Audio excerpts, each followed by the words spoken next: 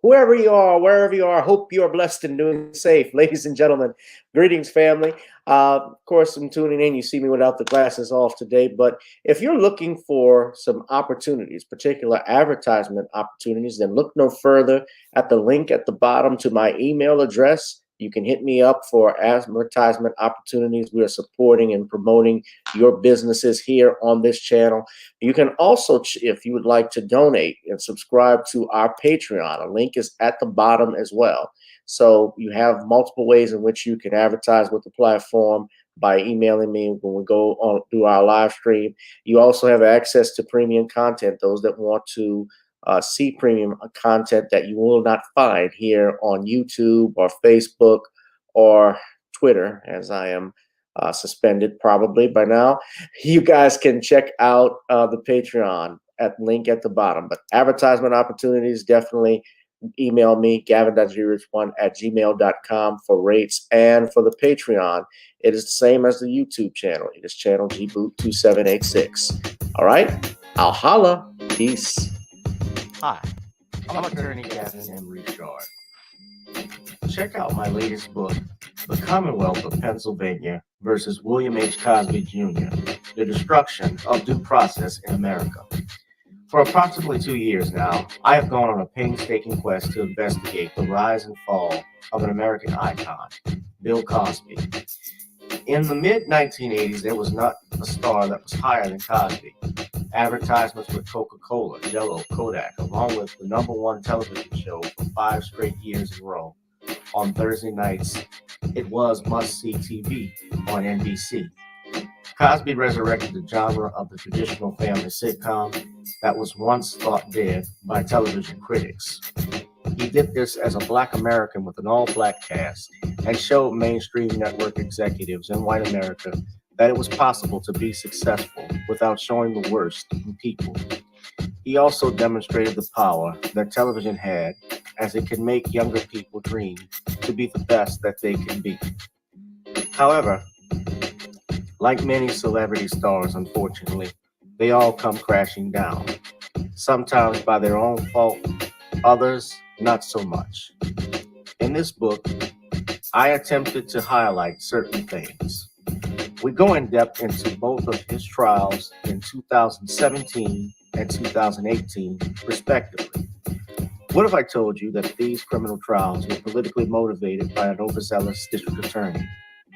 Will you also be shocked to learn the attacks on Mr. Cosby did not start in 2014, but also in the 90s, not long after his attempted quest to purchase a major network?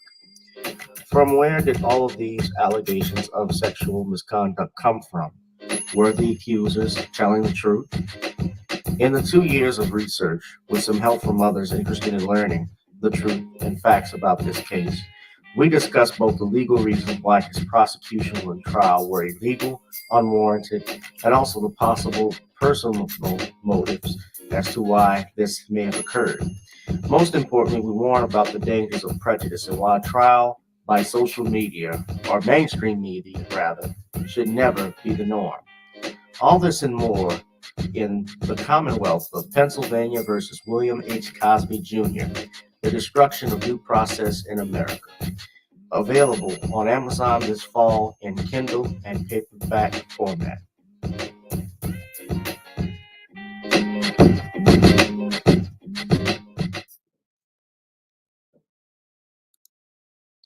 The Commonwealth of Pennsylvania versus William H. Cosby Jr., The Destruction of Due Process in the United States is available now on Amazon Kindle. Ladies and gentlemen, go ahead and pick that up right now. Go to Amazon.com and get the Commonwealth of Pennsylvania versus William H. Cosby Jr. We're going to discuss the following. It is Random Topic Sundays here on Channel G Boot 2786. Thank you all for tuning in. Whoever you are, wherever you are, I hope you are blessed and doing safe. Tonight we'll discuss the following. Principal under fire for assaulting a special needs black child. Should the monarchy pay reparations? And Little Mermaid trailer drops and the anti-woke crowd loses it. All this and more, ladies and gentlemen. I need you also, if you have not, to order you some Creole seasoning from our website as well, Nawny'sCreoleBlends.com. You try it on chicken, meat, or fish. Nawny's goes great with every dish. Also, you can purchase some of our songs, such as Video Soul, as well as Gotta Get On Up. But before we go ahead and do that, we're going to actually get started, ladies and gentlemen, and play our theme song, as always, which is Gotta Get On Up. Before we get on down, it's important to get on up. So why don't we go ahead and do that? Hit that like, share, and subscribe button as we see that right now. Hit that like, share, and subscribe. Let people know we're here. I know I'm going up against some others on YouTube right now, but I still think we can draw a good crowd. And let's go ahead and also please donate and contribute to the Cash App, PayPal, Zelle, and Google Pay. As you know, this channel is not monetized. So why don't we go on and get on up, ladies and gentlemen.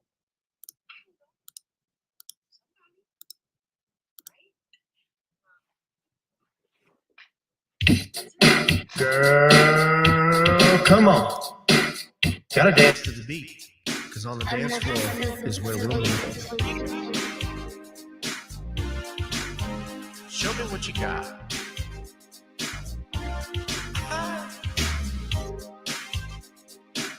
Gotta feel the groove. Feel the groove, get on the floor. Get on the. Right now the party's wasted.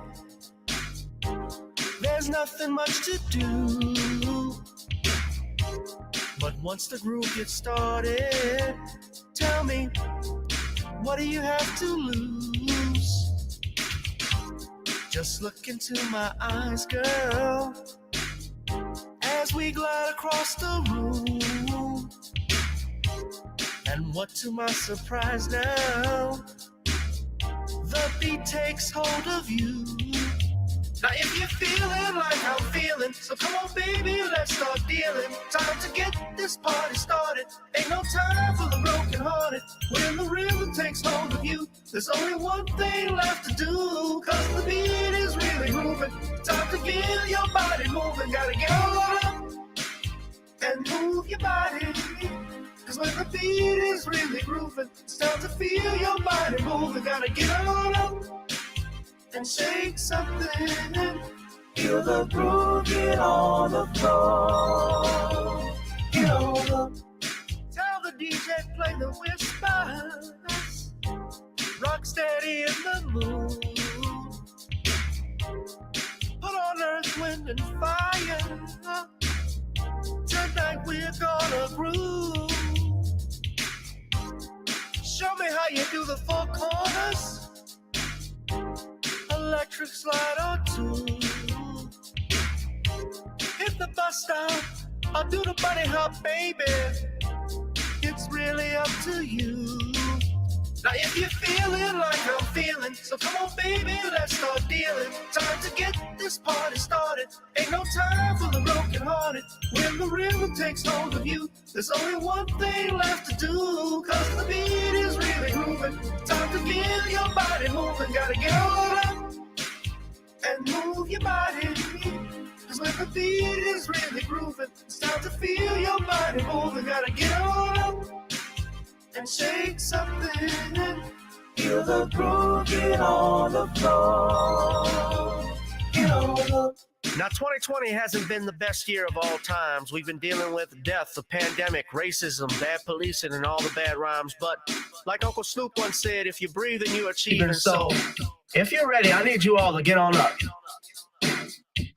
Are you ready? 1 and 2 and 3 and 4. Get your butt on the dance floor. 5 and 6 and 7, 8. This jam we appreciate. We're gonna slide and step on the beat. On the dance floor is where we'll feel the groove. Get on the floor. Get on up. Feel the groove. Cause when the beat is really grooving, start to feel your body moving. Gotta get on up and shake something. Feel the groove, get on the floor. Get on the floor, baby. Yeah, gotta get on.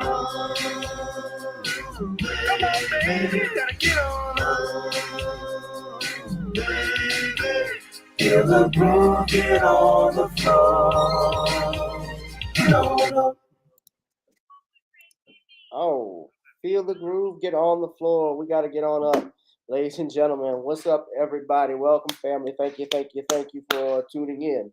Wherever you are, wherever you are, I hope you are blessed and doing safe. Thank you to my family. I know the Firefox, I think Unsunken One, and Danielle. Shout out to you all in the chat. Were you all on Dana's live just now? I just got off because I had to come and do the live stream tonight. And when Tianki ever comes on, I try to get off of it because I don't like dealing with him up. But he comes on Judge Joe Brown's show, always saying some bullshit. So yeah, he's always said stuff like, "What is white supremacy? Give me an example of white supremacy. What is that?" This nigga only my father, and he don't know what white supremacy is. Come on. We got people like that in our community, but I don't want to make that about him. So let me move on. I want to thank y'all for joining me on the live. I love Dana. I'm grateful for her that she was on there, for inviting me to come on. Shout out to her. Shout out to the other brothers that were on the panel as well. I was surprised to see Judge Joe wasn't on there, but she said Judge was wrapped up in some stuff. So we're not gonna waste too much time. We're just gonna go ahead and get in because I'm actually, for whatever, I'm just dead tired right now, guys, and I would like to get on with this live stream and go in with what is going on. Unsung One says it was hot trash. If we're talking about that Fox Soul thing, we'll get to that in a minute. But right now, I have online, and of course, only 3 of people have voted, and says 6 are watching. But we're doing the live stream now, and we're asking the question: should the monarchy pay reparations? Give me a yes or no. On the actual GBoo 2786 YouTube page, you all can vote. So there has been, since the Queen of England, Queen Elizabeth II, has passed away, there has been trending a lot of things online, especially the topic of reparations. And we can actually see here on Reuters.com, shout out to them, they posted an article says Charles' succession stirs Caribbean's calls for reparations, removal of monarch as head of state. So Some enthusiasm. let's see if I can share this video. I don't want them to give me a copyright strike, but this is in the Bahamas. And if you know those islands, especially, we talked about Jamaica. You saw Tariq talking about it. The Bahamas, I think, even if I'm not mistaken, is the Virgin Islands subject. No, Virgin Islands is United States territory. But a lot of islands, especially during the transatlantic, during the slave trade, during the time of exploration, when the Britons, although there was exploration before Britain and Europe, obviously, they would ask for, they occupy these islands. Of course, Australia being one big island, countless. I showed you all this picture last time. I don't want to take it away, but I showed a picture basically of all, Canada is still subject to the Queen of England. Even Ireland at one point was subject to the Queen, to the British throne. The Falkland Islands, Tristan da Cunha. Yeah, but the Barbados, Trinidad, yeah, all of that is still, I believe, still under British rule. New Zealand, Australia, Tonga, Fiji. Yeah, all of that's part of that.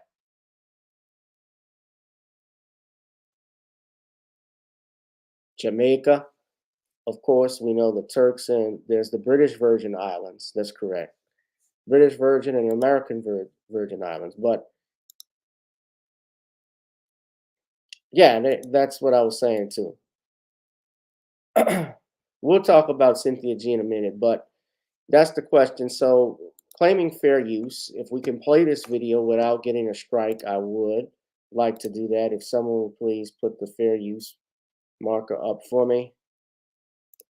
You know, another thing too, I want you to please share this video because there may be some who don't know that I have gone live. But let's go ahead and play this.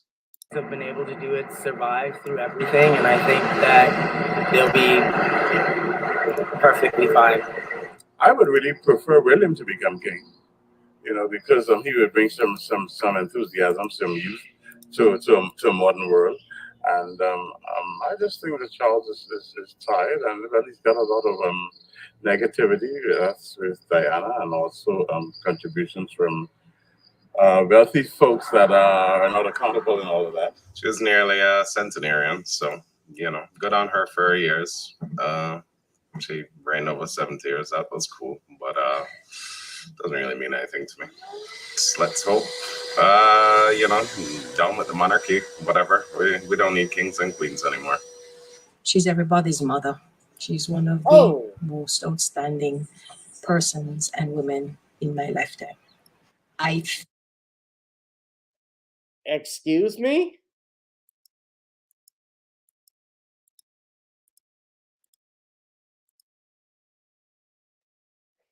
It's this that got my attention. She's everybody's mother. She's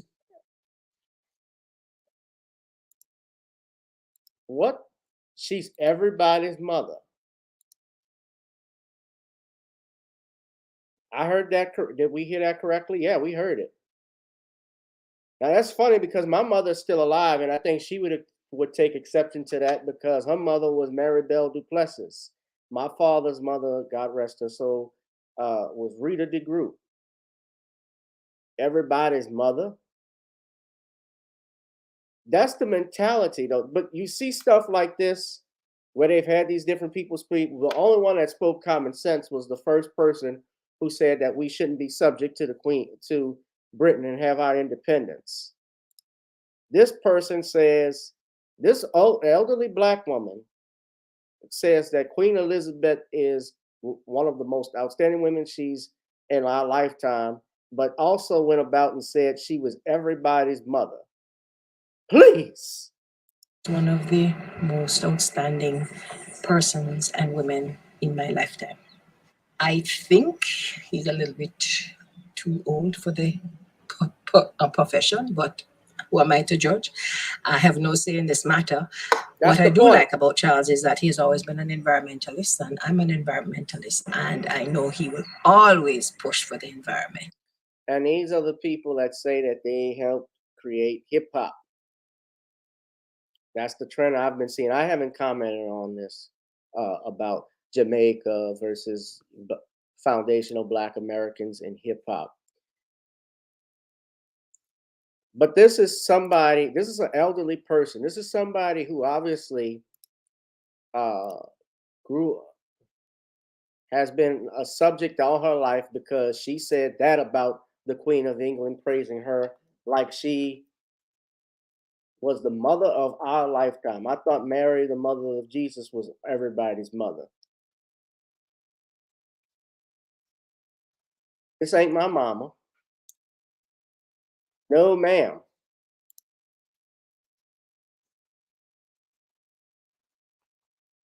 I can't believe. No, I can believe it, but this is the mentality when you go to. And in fairness, no, I've ever been across the islands? No, but I can just tell by looking at that.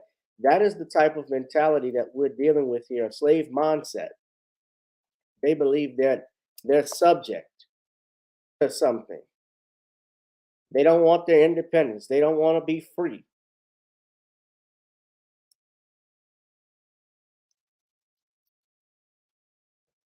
But in going with our topic with reparations, There have still been renewed calls from politicians and activists for former colonies in the Caribbean to remove the monarch as their head of state and for Britain to pay slavery reparations. They say Queen Elizabeth, who, of course, she ruled for over 70 years, died on Thursday afternoon. The Prime Minister of Jamaica said his country would mourn Elizabeth for 12 days, and his counterpart in Antigua and Barbuda ordered flags to be half-staffed until the day of her burial. Now, it is not just these. Now, of course, they say in some quarters there are doubts about the role a distant monarch should play in the 21st century. Earlier this year, some Commonwealth leaders expressed unease at a summit in Kigali, Rwanda, about the passions of leadership of the 56 Nation Club from Elizabeth to Charles. And an 8-day tour in March by now heir to the throne Prince William and his wife Kate to Belize, Jamaica, and the Bahamas was marked by calls for reparations. A Bahama national representative by the name of Nyambi Hall Campbell said in a quote, "As the role of the monarchy changes, we expect this can be an opportunity to advance discussions of reparations for our region." Hall Campbell sent condolences to the Queen's family and noted Charles' acknowledgement of the appalling atrocity of slavery at a ceremony last year marking the end of British rule as Barbados became a republic. She said she hopes Charles would lead in a way reflecting the justice required of the times, and the justice is reparatory justice. More than 10 million Africans were shackled into the Atlantic slave trade by European nations between the 15th and 19th centuries. Those who survived the brutal voyage were forced to labor on plantations in the Caribbean and the Americas.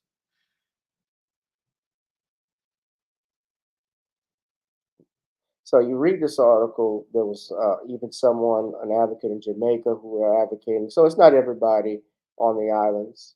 I think it's everywhere. Even we know it's here in the United States. There are people who have this mindset about whether blacks should not get reparations and so forth. But here, you're subject to one person, the queen, who is my understanding, it's the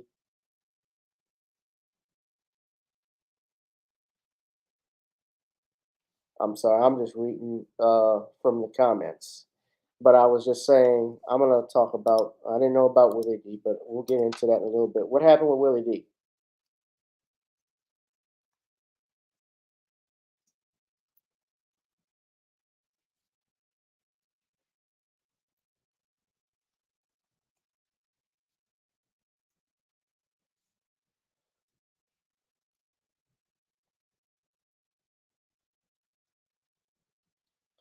So he said Willie D and his family got death threats over the Queen. Yeah, well, I was just talking about that on Dana's show with Drew about people that speak out against the monarchy on their passing. He says he was talking about, oh, nobody, I'm doing Drew's voice, nobody on a comment on that because, something happens up ending them to him, something bad. I don't want to be forced to take any drives through the tunnels in Paris, if you dig my meaning. But yeah, I mean, today also we're talking about that, and today is also 9/11. Uh, I'll get to all of that in a minute. I'm trying to go as quickly as fast as I can with this, but in this topic. But it isn't just these island countries as well. I don't know if you guys saw this, but this was also trending here. This is, let me put this up to you.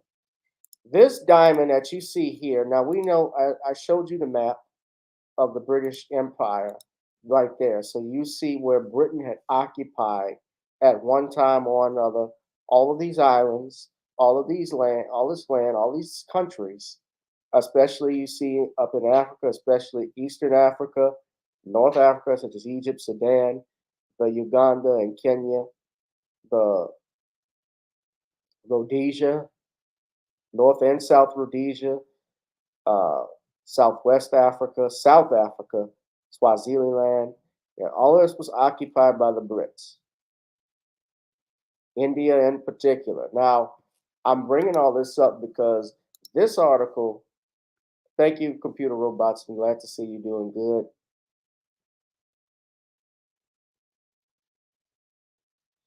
But when you look at this, I want to put this up. This diamond, I want y'all to look at this. Y'all have heard of the crown jewels. This diamond belonged to the South Indian Kakatiya dynasty. It existed, I believe, back in the 12th, 13th century. It's about 105.6 carats, and it's estimated to be worth now, according to some reports, $1 billion. This is on worthy.com.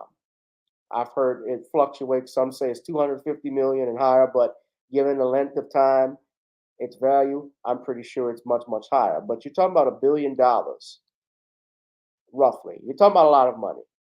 And this diamond is in the Queen's crown.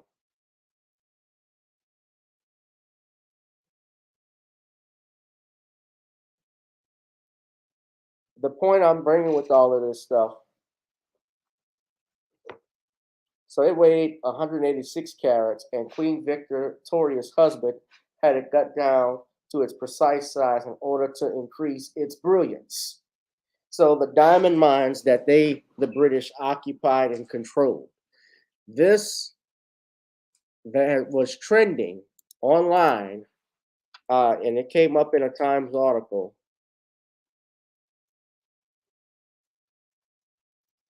It came up in a Times article. The Indians want this Connaught diamond to be returned. Now, obviously, they ain't gonna get it. But I bring all of this up. It's not just reparations for Africans. It's obviously reparations that they want for all people that have been impacted by the British Empire. Because at some point or another, the British Empire was the strongest force, much like how the United States is today, at one point in the world.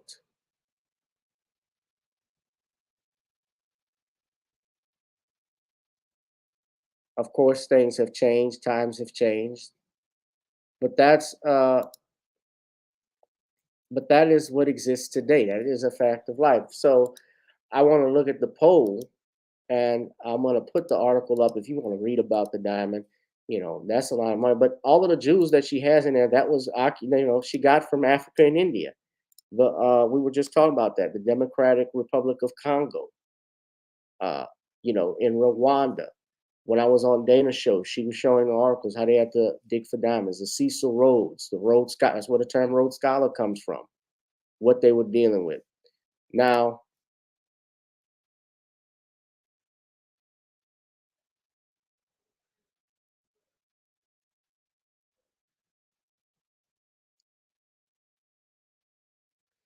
I want to point out something, that on the Queen's death, the economic freedom fighters, they released a statement talking about why, and Tariq Nasheed posted this, about why, and they will not mourn the death of Queen Elizabeth. And like I said, I don't ever celebrate someone's passing and death. That's not how I am. I respect people. I mean, I respect the office, I guess the title of the Queen. However, I don't care for it, or her in particular, because of the history and vitriol that the Queen of England, that the British Empire represents. And what it has represented to people of color, but particular my people, Black people in this country and around the world. And maybe during her lifetime, if she had tried to make some type of repentance or remorse and been more open about it, perhaps there would be more of a sympathy that would come out. It's the same, at least with the Catholic Church, I can say this, that Pope John Paul, starting with John Paul II, and his successors on, they have condemned and had, the role of the Catholic Church in slavery. And they did, I do know that they've spoken out vehemently on racism and the impact it has in the community. However, even though they apologized and said they were wrong for what happened and begged for forgiveness, was there a reparation that was done or repentance enough to compensate for what happened? And to be fair, it wasn't just the Catholic Church that was involved. You had people in the Jewish community that were involved in the slave trade. It wasn't just one religion. Of course, this was a large institution, the bigger institution than individual Jews. You also had, in the sub-Saharan slave trade, Islam, Muslims that traded Black Africans in slavery. So it's always been there. But these people, this is a response to what they've gone through in this country for years, and they are frustrated, especially the role that Britain played in colonialism. You see, we had this aspect of slavery was one thing, but the colonialism was a whole nother matter that, in fact, caused and did more damage to African nations, to the African people, respectively, in their own countries.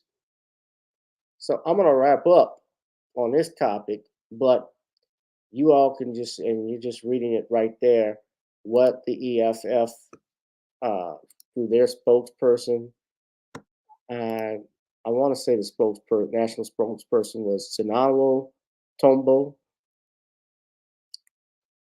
is what they wrote.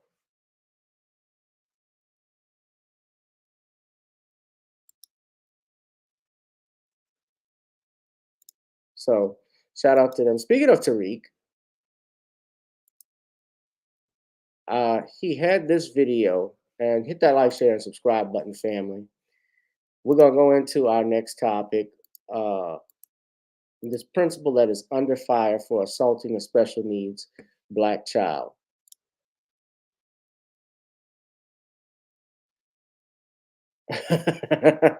Cynthia G accepted the money. Okay, for that wig. Yeah, I know Cynthia G and Tariq have gone at it before, but Tariq had this up. Shoved a student with special needs in June. This happened out, I believe, this is in California. This is in Fresno.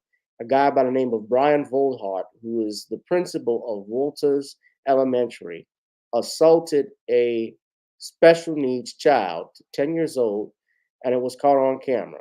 So we're going to go to, I believe this is ABC News. This is their courtesy. Let's hit that like, share, and subscribe button. But let's also ask for the copyright disclaimer. It's fair use, it's news. But let's look into this because we see all of these things, videos that are common where they're putting their hands on children now. But I want to play the whole video. The boy's guardian, Anne Frank, says Volhart called her and said the 10-year-old assaulted him and she should come pick up the boy. Almost immediately, the boy told Miss Frank it was the principal who was violent and knocked him to the ground. Took 3 months before Fresno Unified shared this video with Miss Frank, and she saw exactly what happened. You cannot put force to these kids like that. My son is autistic. And any parent seeing this video, they know what I'm feeling right now. My son was pushed with force by this principal who was supposed to protect him. Fresno Unified put Volhart on administrative leave within a couple days, and he resigned during the investigation. Superintendent Bob Nelson called Volhart's behavior repugnant, and he said the video could be triggering, especially for the African-American community seeing a white principal shoving a Black 10-year-old boy. While there's been zero information to lead us to believe that this was a racially motivated altercation, we are not blind to the fact that racial dynamics are always present. Ms. Frank didn't blame the incident on racism, but she said Volhart frequently bullied her boy. It looks like I just want to point this out. The boy is special needs, but she apparently has, looks like she's handicapped herself. She appears to be elderly. Is this her son? They say this is her son, but they say this is his guardian. When you listen to the news, they announced her as the guardian. Boy, and tried to provoke him. The district is offering resources for students, families, and teachers who are bothered by what they saw. They also notified the California Commission on Teacher Credentialing about Volhart's behavior. And we don't believe that any K-12 district should tolerate this kind of behavior. However, we don't make that decision for other districts. The state does. Golden Plains Unified made the decision to hire Volhart as a Tranquility High School vice principal shortly after he left Fresno Unified. CTC's website shows Volhart has an active certificate and no adverse reports. He even has a specialized certification for handling students with autism. He don't deserve to work in anybody else's school if he's working in one. He don't need to handle nobody else's kids. Who's to say how many other kids that he have done this to? Volhart hung up when I called him and identified myself as an ABC 30 reporter, but he has talked to police about the incident. An arrest warrant affidavit shows he said the boy was yelling and getting in his face. Volhart said the boy made fists and pressed them against the principal, which... All right. I actually got an update, so that was the end of the video. But we got an update on this. Yeah, that story that's bullshit, obviously, from what we saw on the camera. But as we look here, there's an update to this story, ladies and gentlemen. Apparently, this officer, as of this morning, was arrested in regards and charged with assault. Apparently, he's going to appear in court later this month. So he's been charged with a single misdemeanor count of child abuse in connection with the June 7th incident that was caught on camera. He's set to appear in court this month. Fresno Unified officials have said the student is physically okay and received the necessary social and emotional supports from the district. So he's basically saying this kid threatened him and the kid has special needs. See, here's the thing I know, especially being as attorney with kids with special needs, the faculty, especially the principal, they might have to be aware of that child's conditions that have been brought forth by the parents. They usually bring that up to them privately, and they know if this person has special needs, then accommodations are made for them. Good to see you, Black Mama. Finally, good to see you. Y'all hit that like, share, and subscribe button. Shout out to Black Mama. I hadn't seen you in ages. You're a sight for sore eyes. But let's play this video, this next video I have. This is from Fresno B. Joined a small group of students having their breakfast. Our former principal, Brian Volhart, and a couple of staff members were working with an upset student.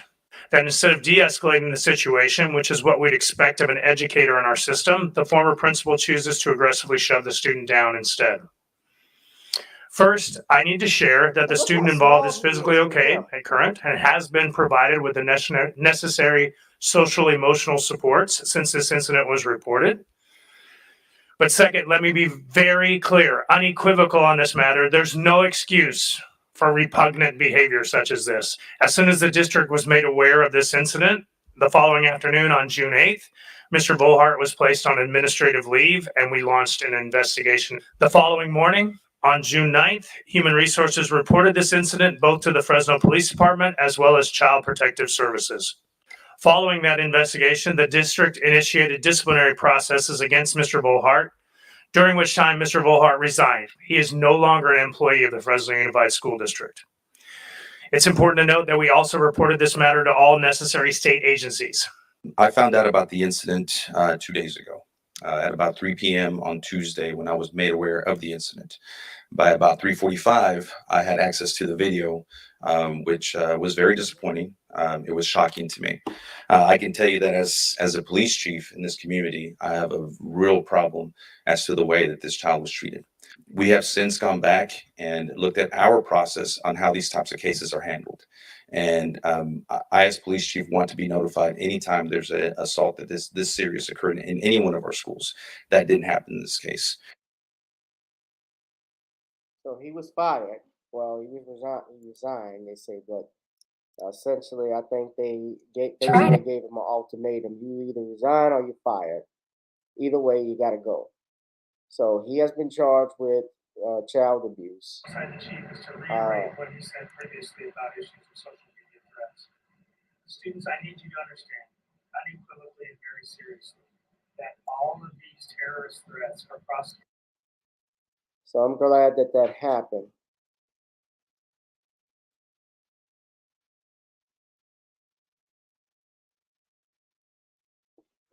But he was allowed to resign only 2 months later, so he was placed on leave, which that in and of itself doesn't surprise me. They usually do that whenever they're investigating a situation, an allegation, like they do with police officers, they'll place them on leave. But why did it take 2 months? And it says here he was hired 11 days on, it says he was hired 11 days later as the vice principal of Tranquility High School at a salary of $104,134. Golden Plains Superintendent Martin Messias told the Ed Lab on Friday. But those were the only questions Messias was willing to discuss directly. So I don't see how long he has been with this school, but I'm pretty sure, this is just me, and I'm guessing that that's not his first rodeo. Now, as a general rule, as a lawyer, y'all know I say presumption of innocence, but we saw what was on the videotape, and there was no doubt he pushed and put his hands on this kid. But he did it to someone that had special needs, which made it even worse, which is why they probably called it a child abuse instead of instead of batter. I don't know what the laws are in California, but instead of just a simple assault or simple battery, because it involved a minor, I'm sure they upped the charges so it could be a little more severe. But if it's a misdemeanor, misdemeanor is not the same, obviously, as a felony where you're going to do hard labor. All right. So hit that like, share, and subscribe button, ladies and gentlemen. Hope you all are blessed and doing safe. We're going to hit this live and subscribe, share, and subscribe. Subscribe. Scratch record. We got to have some black businessmen, people that want to advertise with our business. People that want to advertise on our channel and promote your business, you can do. Hit that like, share, and subscribe button. We're going to keep monitoring that story, what happens later. But yeah, that was fucked up. Next topic we're going to talk about, guys. Okay, so let's talk about Cynthia G and Hope and you all, and Juan B and Umar Johnson. So you all, if you were tuning into my live stream that I did with Dana and her panel, we were talking about this and basically how Cynthia G and this Hope person, you'll understand why I say Hope person in a minute, were talking about black men and basically came at as a negative. Now, it was on the Fox Soul network. And if you know anything about Fox Soul, that is a streaming service that they have here on YouTube.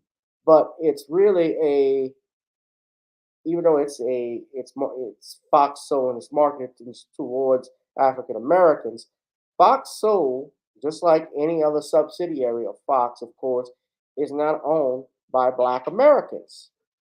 Just like BET is not owned by blacks. Soul Train is not owned by blacks. I believe Soul Train is owned by BET, but subsequently, Viacom, CBS owns BET. I think TV1 is black owned with Kathy Hughes, but I believe they may have whites on their board now.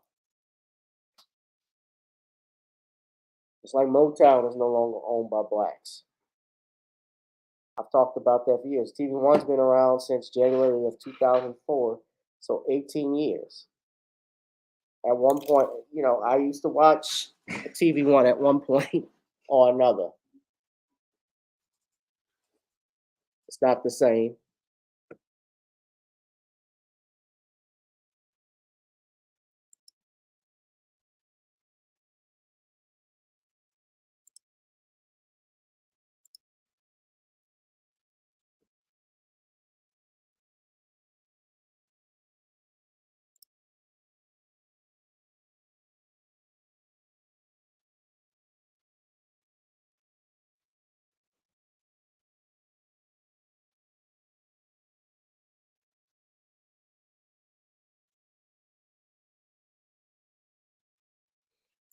Sorry, I'm just looking at this.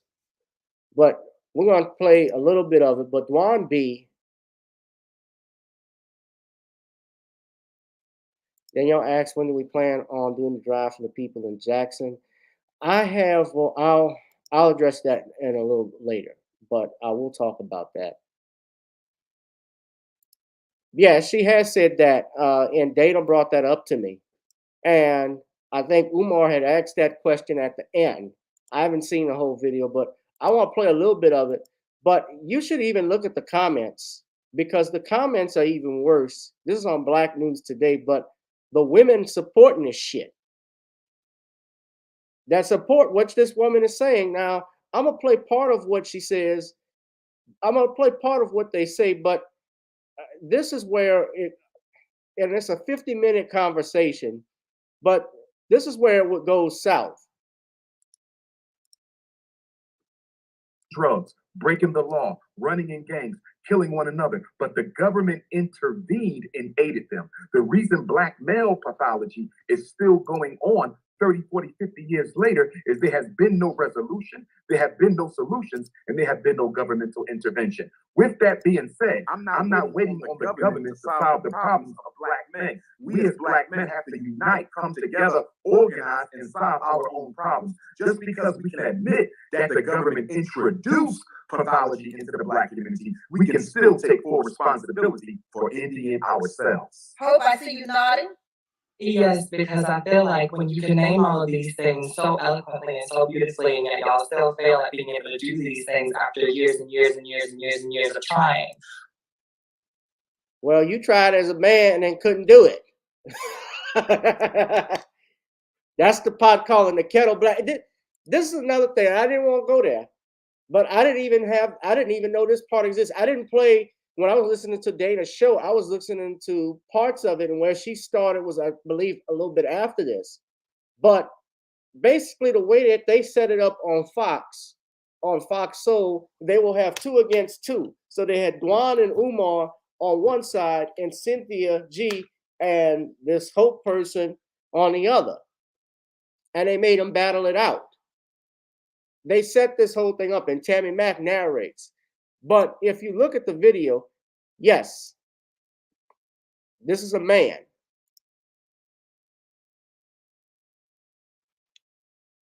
This is a retired man that now identifies as a woman.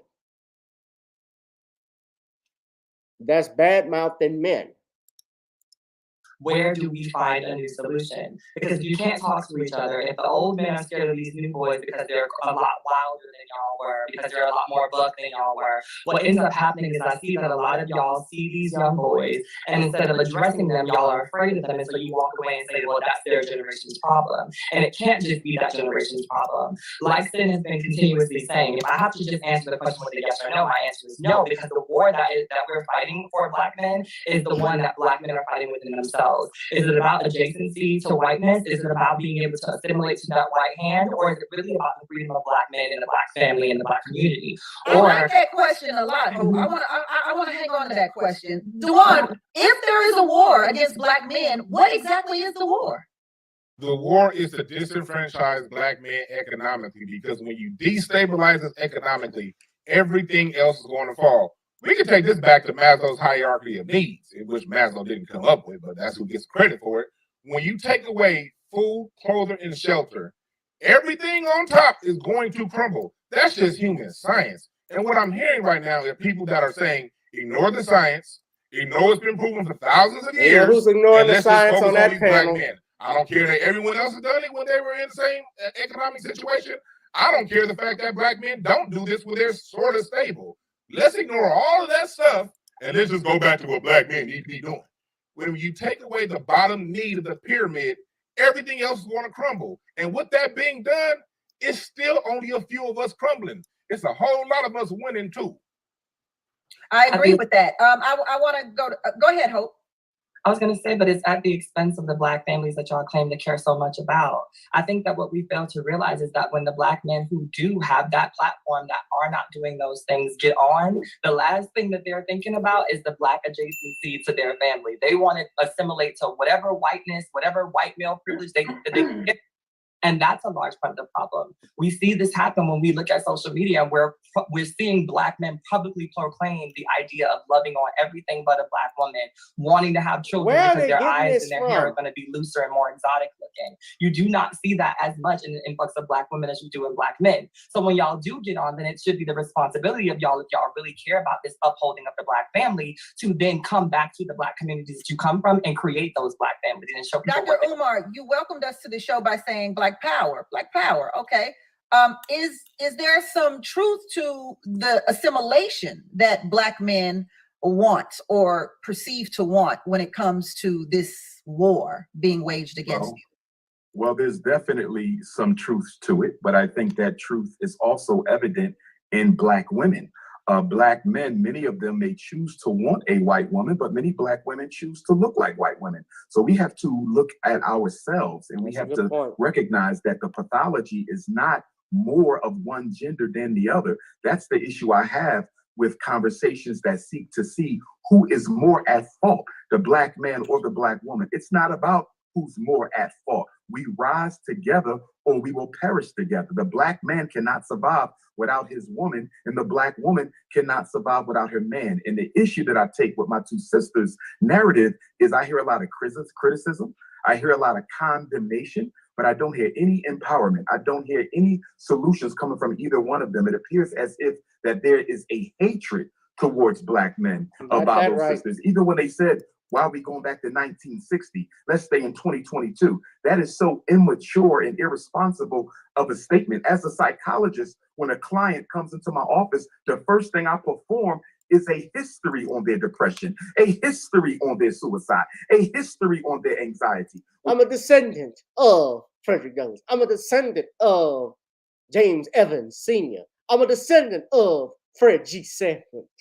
When you go see the medical doctor, he performs a history. When you go buy a home, they perform a history. When you go purchase an automobile, they perform a history on that automobile. But when we talk about the problems that affect Black males, we're supposed to look at it in a vacuum. We're not supposed to put it in a historical context. And with that being said, the language and the narrative that's coming out of the mouth of these two beautiful Black women is one that I think the white power structure would endorse, because it totally absolves them of any responsibility for the hell Black men catch in this country.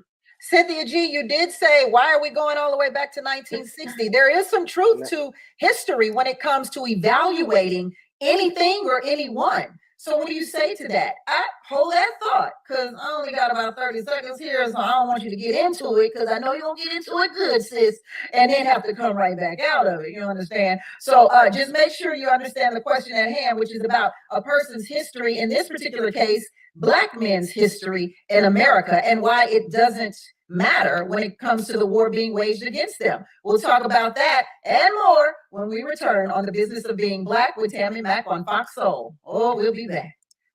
Welcome back to Business of Being Black with Tammy Mack. I am Tammy Mack, and the business of being Black today is Black men. Is there a war being waged against them? We left off with Dr. Umar talking about how history matters when it comes to the contextual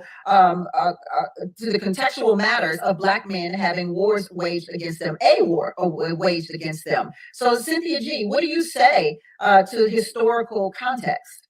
I say we should go to the historical context, because what I have not heard from Dr. Umar Johnson, or I think his name is Dwayne, Duan, is what I have not heard as they're mentioning all of the things that was done to them. I haven't heard what you did in response to it. So I would like to know, what did you do in response in history, other than go to the Supreme Court and petition to have access to the men's women that you're complaining and accusing of disenfranchising you? What is this heifer saying? We went to petition the Supreme Court so we could sleep with white women? That's the motivation? That's what you're thinking is? So Thurgood Marshall fought Brown versus Board of Education because he was hoping one day he could marry a white woman?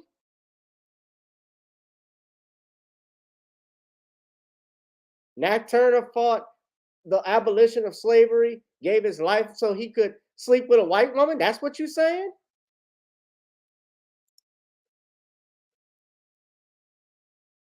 Her wig,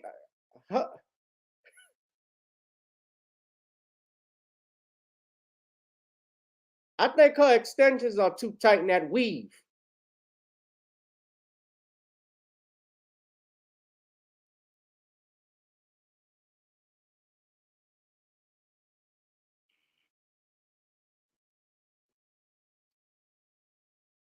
A bunch of all that horse hair. Talking about white women, you got your hair straight, looking like Mr. Ed died on your head. It's just a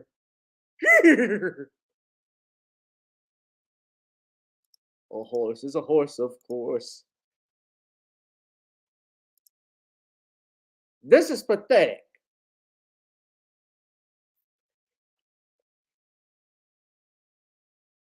This is pathetic. And no, I ain't gonna hold back because you're attacking brothers on national TV. Well, excuse me, on YouTube. You know, something psychologically has got to be wrong. And this is what Fox Soul does. They did it with when brother Kevin Samuels died. Now, I didn't agree with everything Kevin Samuels said, but when you had Vivica A. Fox say that his death was his karma. I'm paraphrasing, but that was the notion that she did. And your face looked like a Thanksgiving Day turkey. You've had so many carves and you had so many knobs carves on that face, trying to straighten up everything, trying to make it back in Hollywood. Oh, you ain't making no comeback in Hollywood. Give me a break.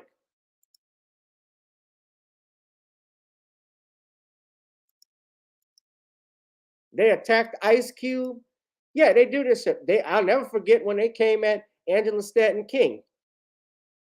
And she gave all three of them sissies that work that was on that panel.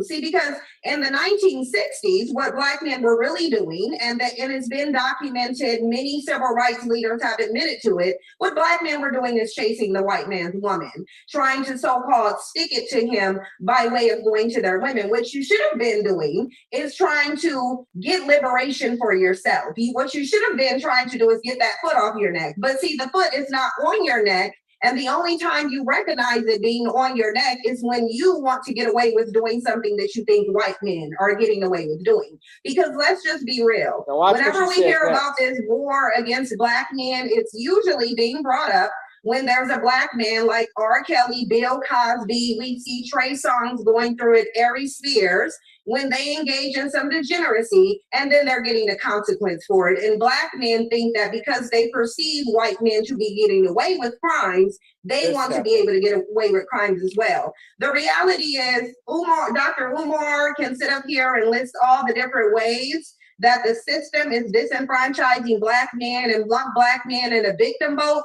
But the reality is, what he cannot tell you is what Black men did in response to it, because they did nothing. They laid down and they nested under the skirt of their non-Black preferences, and only to complain that whenever they commit a crime, they're not getting off like they did. So let's find out. Dr. Umar, what have Black men done? Well, number one, again, I think that it is such a shame coming from a psychological perspective that we seek to heal our wounds as a people by relying on unprofessional testimony by individuals who have a vendetta against the opposite gender in their community. When you hear Sister Cynthia speak, you can hear a hurt and a pain and a hatred towards Black men. We cannot find an effective solution to Black male-female relationship issues or the oppression of Black men or Black women when the people at the table having the conversation have negative emotional and pathological interests in the conversation that are not. Umar, the question wasn't about my emotional state. The question was, what did Black men do in response to their disenfranchisement? Yeah, because you're trying to pathologize my emotional state, not knowing that I'm a psychologist too. But what you're not doing is telling us what Black men did. I believe he'll get there, Dr. Umar. Dr. Umar. And I'll end it quickly, Sister Tammy.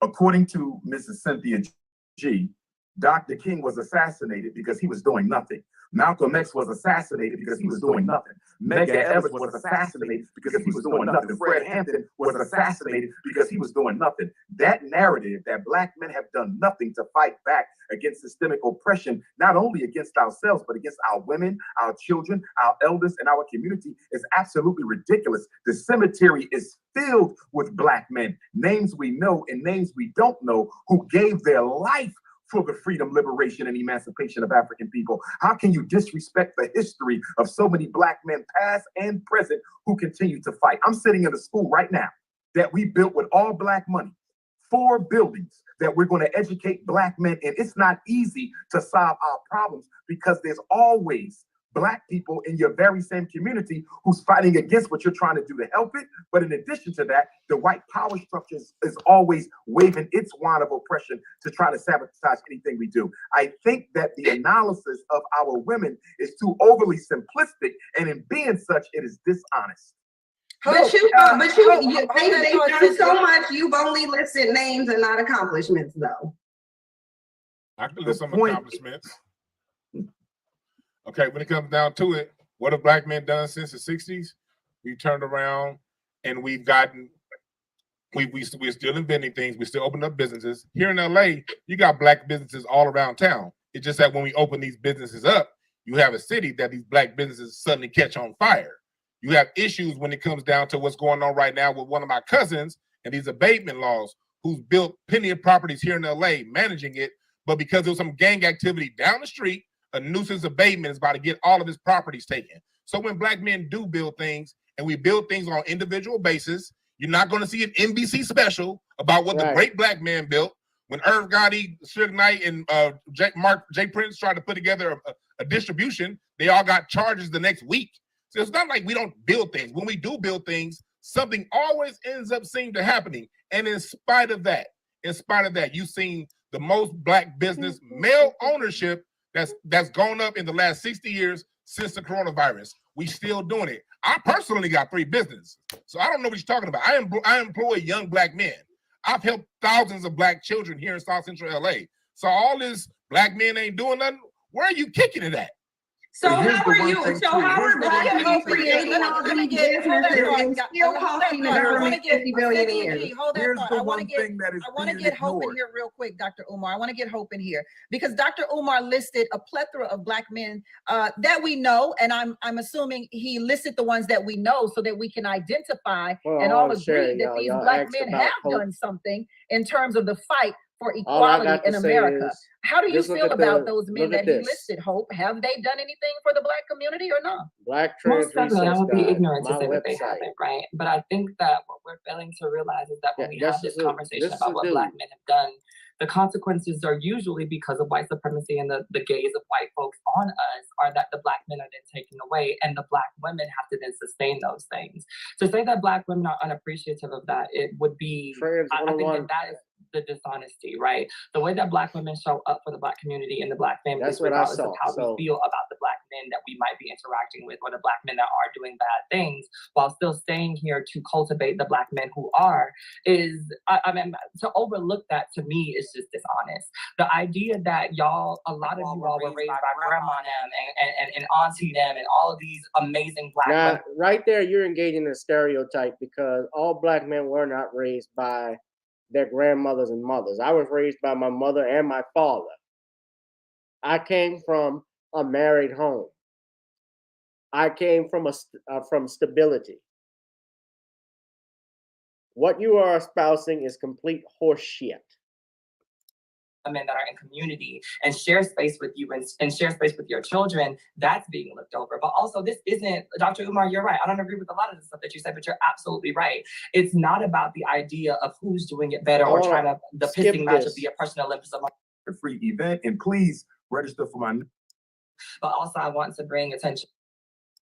Yes, indeed. One of the problems let's figure out how to pull everybody into that fold instead of defending Hold on, a fast narrative forward. that you don't even conform to. Why are you so upset? When I always hear, You like, don't conform. when Duan, when you were talking That's about too the easy. government subsidies that Black women have, it always makes me think about the movie Claudine with Diane Carroll and James Earl Jones, and you know him being the trash man and having to hide him in the closet when the people came. So I do believe that it definitely was a setup for a letdown in the Black community. Dr. Umar? Yes, indeed. One of the problems with the conversation, not with you, Tammy, but the responses, they're so individualized. Nothing is being evaluated from a group perspective or a community perspective or a systems perspective or an institutional perspective. The bottom line is anything Black men want to do to liberate ourselves or our community, we can't do it without our women. And anything our women want to do to liberate themselves or the community, they can't do it without the men. It is not a competition. It should be a collaboration. But once again, some of us in the conversation are so filled with hatred for the opposite gender that we can never get around to talking about solutions. And in speaking of clips, Sister Tammy, there is one clip you might want to ask Sister Cynthia about because it was sent to me by about 30 people several months ago, maybe even weeks, where she suggested that women, Black women, should abort their Black male fetuses because after birth, they would not contribute to anything worthwhile in the Black community. Could you ask her to clarify her comments? I would love to. Women, Well, Black I would women love to too, needing but we don't abort? have time. So Dr. Umar, what Of I need course you she to do won't. is tell us what you're working on so we can be a part of it.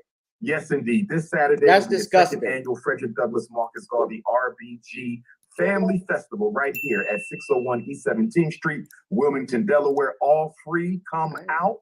We are looking forward to seeing everybody. Go to fdmgfestival.com to register for the free event. And please register for my new online video platform, www.drumar.tv. That's www.drumar.tv. And parents who need help with their children, special education, ADHD, psychiatric medication, IEP, autism, learning disability, reach out to me, 215-989-9858. Dewan, please tell us about your book, Tell It Like It Is.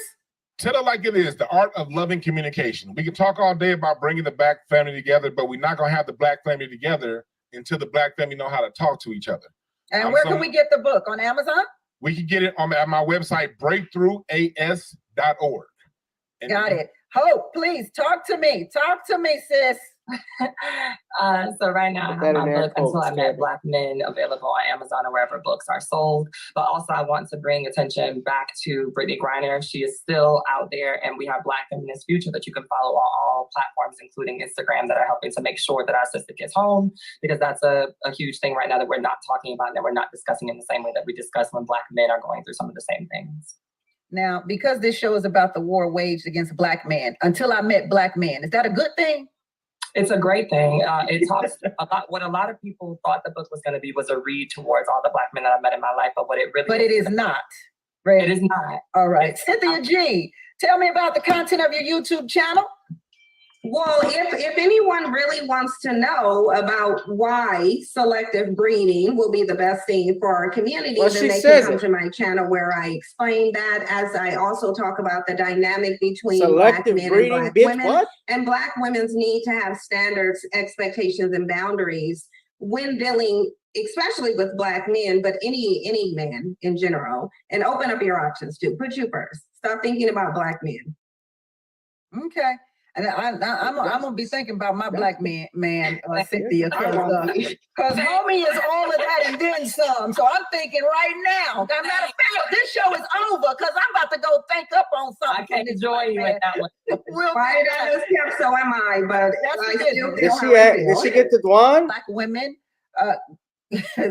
Say what's wrong with Black people? That's the government's tricks going on like it's all. So she didn't even get to Dwan. I don't think she let Dwan explain what he had going on.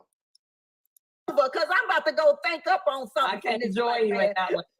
Right, that is kept, so am I. But I still feel how I feel. This was a disgrace. Okay.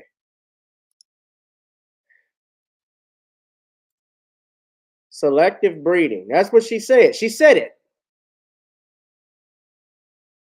That's disgusting. Yeah, right out of Hitler's, yes, right out of Hitler's book.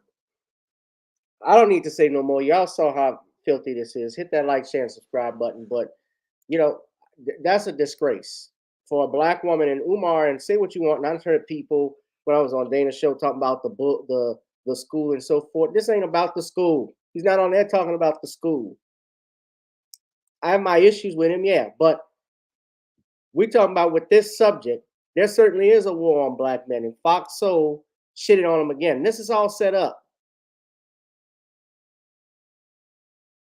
This is what they do.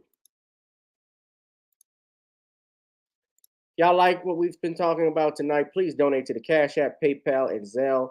You see the ticker at the bottom. I love you support. Last thing I want to talk about, we're going to get out of here. I'm not going to be too long with this, but did y'all see the Little Mermaid trailer that dropped? Now, I'm an 80s baby, so the little Disney was a part of my childhood just like everybody else. Cynthia has a son. Well, she hates her own son. Or she's raising her son to be, she might be raising, I don't know anything about her personal life, but she may be raising her son to be a girl. But what is it that what message are you sending? This is my last thing on it. What message are you sending to your black boy when you're disrespecting black men the way that you are with the vitriol that you are using? What does it say about your father? What does it say about your brother, your uncles, your nephew, everybody, any male that's in your family, your cousins, everybody that's done something, you're shitting on them.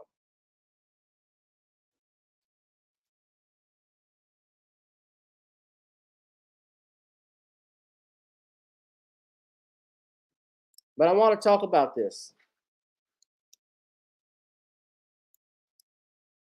This video, this Little Mermaid trailer that came out from Disney. We got our first look at it's Haley Bailey, who is playing the titular character Ariel from the Little Mermaid.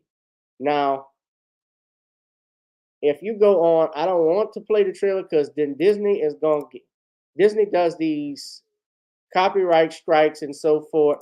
So I don't really want to play it, but I can play. So this is Chloe. I can show you her as the mermaid. So I'll just put a picture of it. This frame up. So this is Chloe as the Little Mermaid. Now, look how many likes to dislikes this trailer has gotten. And basically what they do, they are bomb reviewing it and this does happen where there are some that are legit, but there are some obviously who don't like this because they made Ariel, well, y'all can put it together why they don't like it. Ariel has a tan. And you can see all of these. The part where Ariel says it's merman time sent chills down my spine. Just stunning. Absolutely. The part where Ariel says we're going to need a bigger boat. It's truly one of the most emotional scenes in movie history. The part where Ursula says the ring has awoken. It's heard its master's call. It's truly one of the most emotional scenes in movie. They couldn't even finish it. But this is what they do. They obviously don't like the fact that a black girl is playing this character. Now, me personally, I don't care which way butts about it. I don't wish anything negative against the sister. She's multi-talented. I think that she's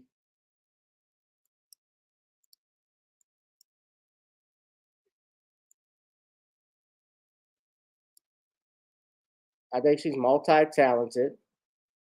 I think that she certainly can sing. But some people, Unsung says, let them have their crap. Oh, she's got the dreadlocks. Yeah.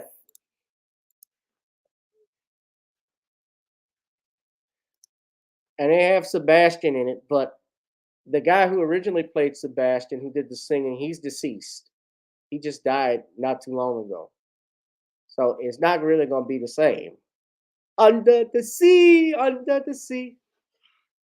I remember that as a kid.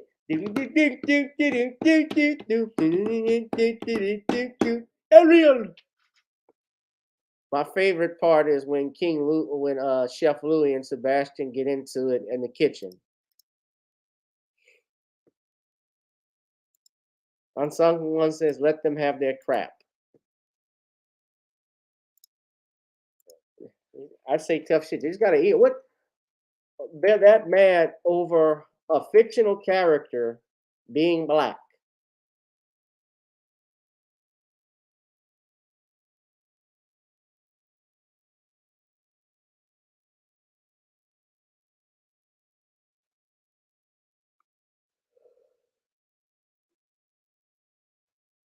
I didn't think. I mean, I thought it was fun.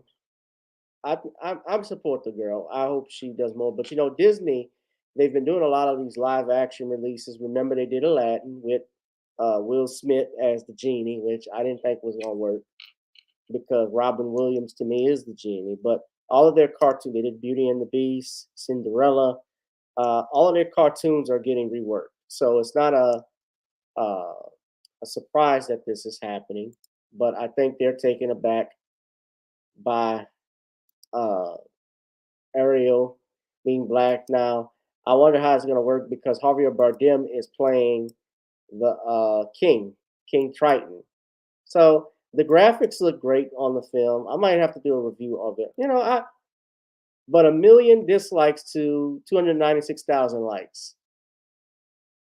And what's interesting too, Jodie Benson, who played the original Ariel in the 1989 movie, she's defended Haley Bailey's casting.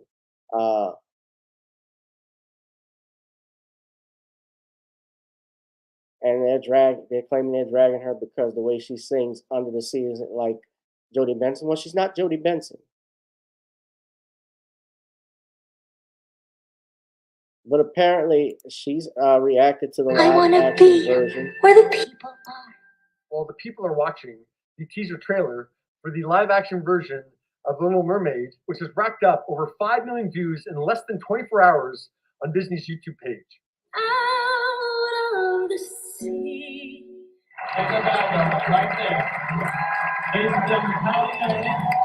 After director Rob Marshall and Halle Bailey were on hand at D23 Expo to unveil the teaser, it was posted on YouTube, and it's currently the #2 trending video.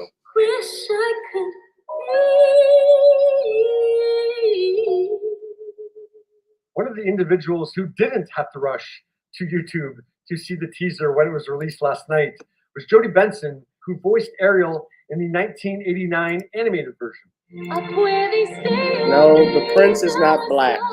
Jodie got an advance peek at the teaser and shared her thoughts on her Instagram story And once it was released. So beautiful, absolutely thrilled to see the trailer and sneak peek at D23 today and cheer for Robbie, director Rob Marshall, and Halle on stage. Congratulations, much love to all the creative team, cast, and crew. And yeah, Jodie is also at D23 this year, still doing autograph sessions for a character she voiced 33 years ago. Hey friends, it's Jodie Benson at D23. Can't wait to see you at Loungefly today at 2:30. So that's the original Ariel. But I got to say this. So this was trending too. People were upset because, even black people, because the Little Mermaid does not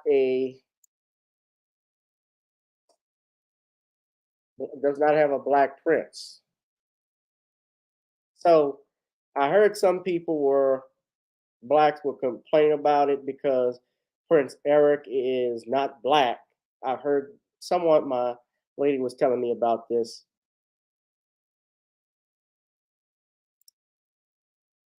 Now,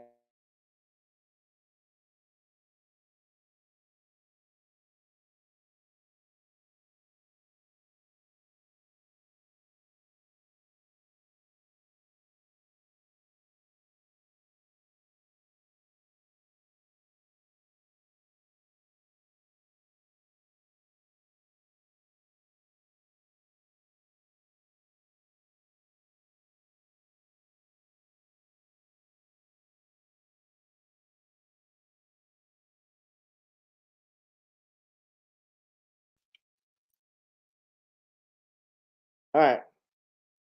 Got news from you computer robots? No. This is your Prince Eric.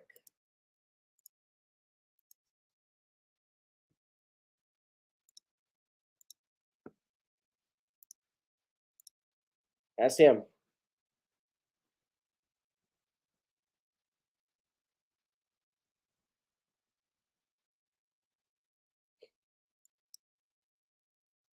Just look at the cast of The Little Mermaid.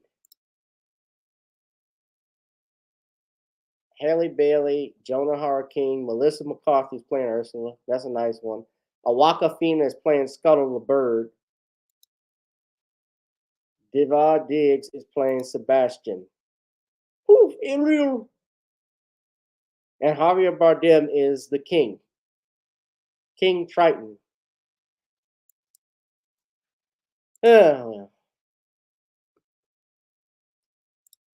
I mean, certainly she doesn't deserve the racist tirade from the trolls that she's getting. You know, and I wish the sister much love and support. But I wish that they could have a black prince. Yes. When boy, need to see a black prince or black king in these Disney cartoon movies. It would be great to have. But neither here nor there. Yeah, the women got to be a part of it. Y'all say y'all can't hear me?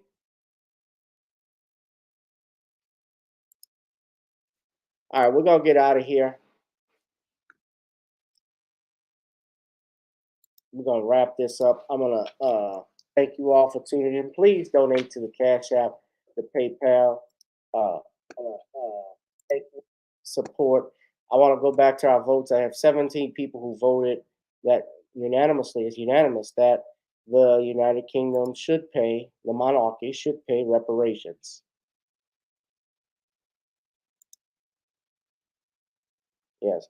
You're right, Danielle. They will not show black heterosexual love, but we ought to do it here. This is what we're here for. I want to build for a black production company and do things. Money is what makes the world go round.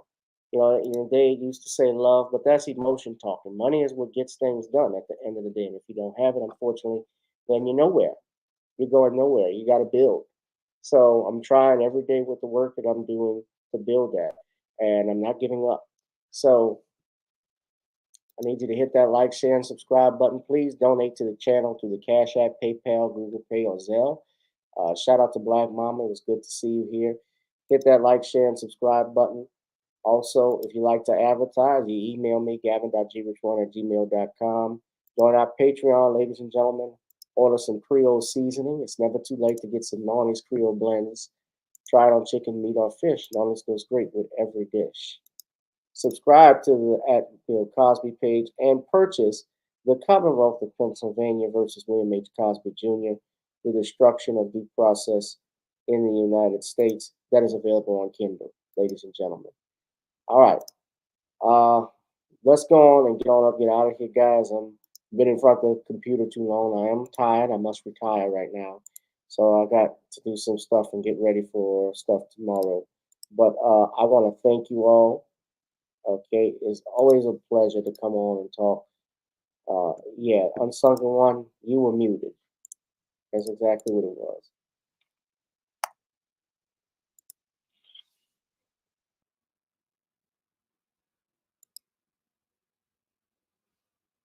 All right, thank you. That being said, guys, I'm out. I'll see y'all in the next one. Peace and blessings. Girl, come on. Gotta dance to the beat, because on the dance floor is where we'll be. Show me what you got.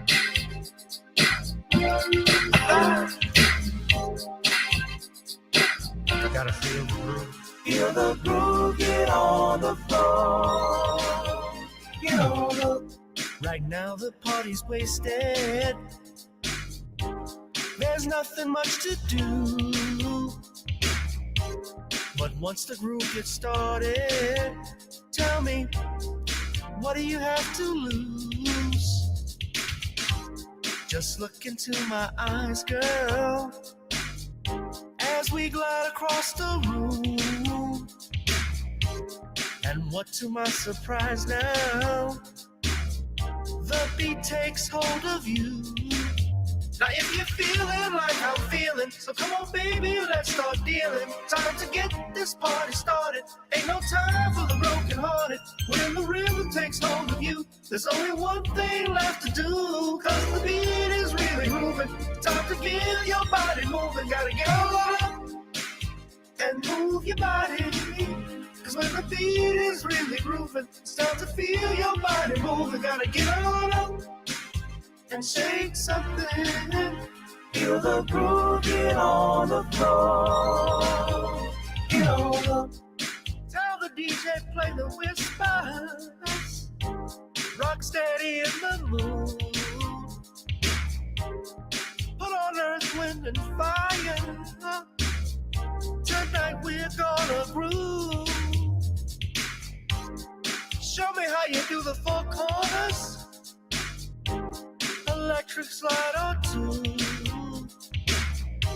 Hit the bus stop or do the bunny hop, baby.